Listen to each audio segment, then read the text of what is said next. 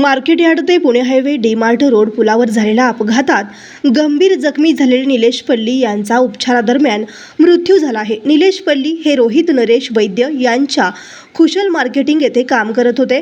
कुटुंबियांच्या म्हणण्यानुसार निलेश यांना कारलेन कामासह मालकाची वैयक्तिक कामेही करावी लागत होती आणि त्यासाठी त्यांना पहाटेपासून रात्री उशिरापर्यंत काम करावे लागत असे।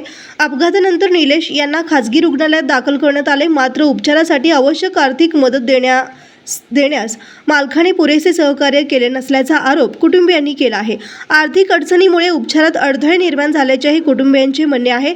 या प्रकरणाची सखोल चौकशी करून मृत कामगाराच्या कुटुंबियाला न्याय व आर्थिक मदत मिळावी अशी मागणी नातेवाईकांनी केली आहे। एफआयआर दाखल करा, आत घाला।